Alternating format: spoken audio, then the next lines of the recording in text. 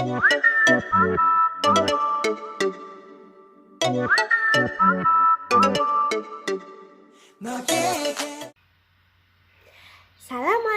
warahmatullahi wabarakatuh. Selamat pagi anak-anak. Bagaimana kabar kalian hari ini? Baik? Good? Good, alhamdulillah. Hari ini kita akan mempelajari tentang organ pernafasan pada hewan dan manusia. Ibu akan menampilkan gambar ya, dan kalian lihat apa perbedaan dan persamaan dari gambar berikut. Yuk, check this out. Nah, di sini kan ditampilkan 4 gambar hewan, yaitu kucing, ikan, kambing, dan ayam. Lalu ada juga sketsa manusia. Nah, dari ini kalian tahu kan apa perbedaan antara hewan dan manusia? Apa ayo?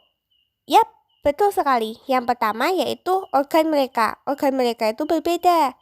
Kalau hewan misalnya kucing. Nah, di sini kan kucing kan berkaki 4.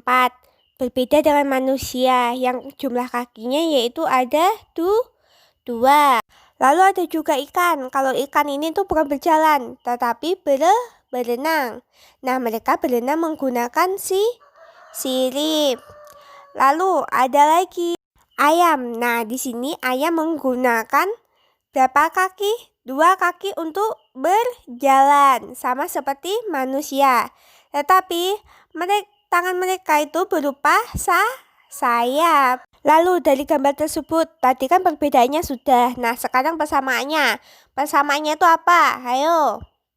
Kalian pasti tahu kan? Mereka itu pasti membutuhkan oksigen. Ya, berarti mereka itu bernafas. Lalu apalagi? Ada banyak sekali persamaannya, yaitu mereka sama-sama membutuhkan tempat tinggal, walaupun tempat tinggal mereka itu berbeda-beda. Seperti ikan, itu tinggalnya di mana? Di air.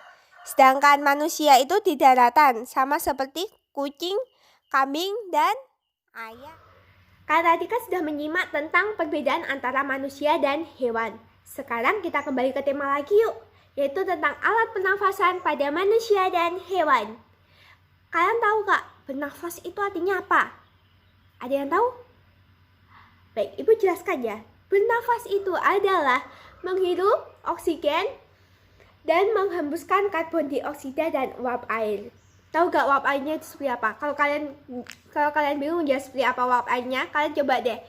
Sekarang kalian menghirup udara, habis itu coba kan di kaca gitu, pasti ada uap airnya. Nah, itu. Terus kita akan bahas yang pertama dulu ya. Yang pertama kita akan bahas tentang alat pernafasan pada manusia. Manusia itu bernafas dengan paru-paru. Dan di manusia itu saluran pernafasan pada manusia memiliki diagram ya. Ya, diagramnya itu sebagai berikut ya. Yaitu yang pertama yaitu ada hidung, laring, trakea, bronkus, dan paru-paru. Nah, di sini pernafasan manusia dibedakan menjadi 2, yaitu pernafasan perut dan pernafasan dada. Nah, untuk alat-alat pernafasan pada manusia nanti, Ibu akan memberikan gambar ya, beserta Ibu nanti akan menjelaskannya sedikit tentang alat-alat pernafasannya nanti ya. Oke, simak baik-baik ya. Check this out. Ini adalah gambar dari organ pernafasan pada manusia.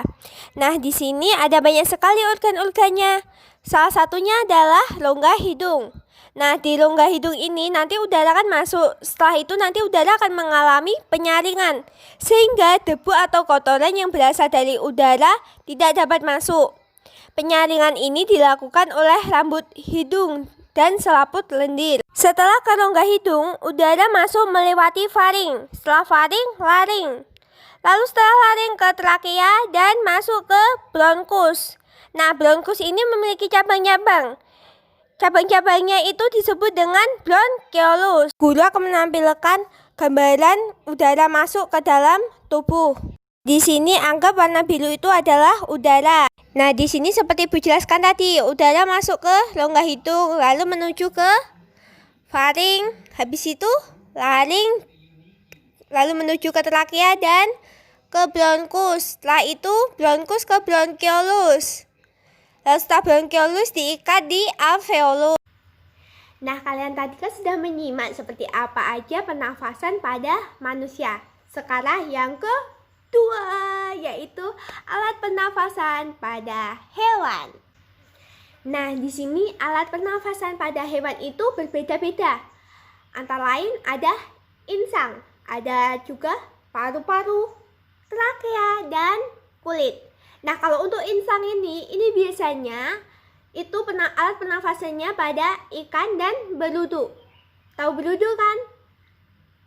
Apa berudu? Ya, pokoknya ini sebelumnya dikatakan berudu dulu baru katak.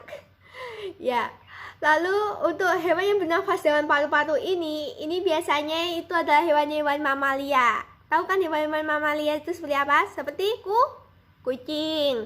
Lalu ada juga sapi dan masih banyak lagi.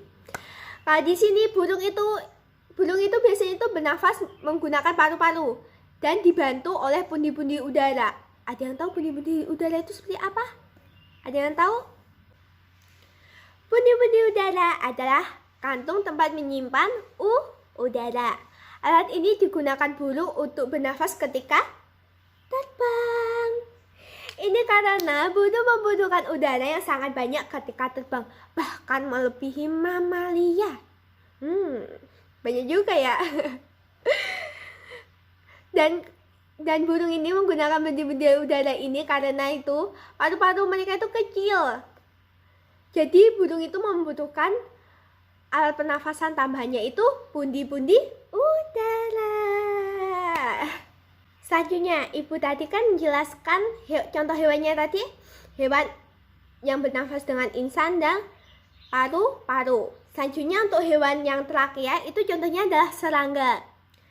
Lalu yang bernafas dengan kulit itu contohnya adalah cacing tanah. Itu dia. Oke, sekian pembelajaran ibu hari ini. Mungkin kalian ada yang ingin bertanya ya. Contohnya kayak cacing nih. Bu, cacing kenapa kok nafasnya itu lewat kulit? Kenapa kok nggak paru-paru kayak hewan mamalia?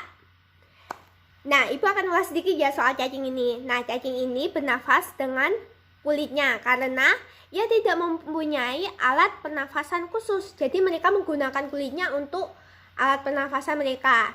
Nah, caranya itu dengan cara melalui pembuluh darah di permukaan kulitnya yang tipis, oksigen diikat oleh darah.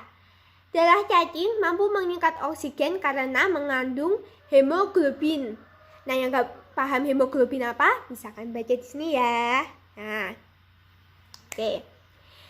Oksigen yang diikat oleh hemoglobin itu selanjutnya diedarkan ke seluruh tubuh. Dan zat sisanya pembakaran itu, sisa pembakaran yang berupa karbon dioksida dan uap air itu dikeluarkan dari tubuh juga melalui permukaan kulit. Mungkin itu saja sih yang dapat ibu jelaskan kepada kalian. Kurang lebihnya ibu mohon maaf. Wassalamualaikum warahmatullahi wabarakatuh. Tetap semangat anak-anak. Jangan lupa pakai masker di luar rumah. Dadah, sampai ketemu di lain hari. Dadah.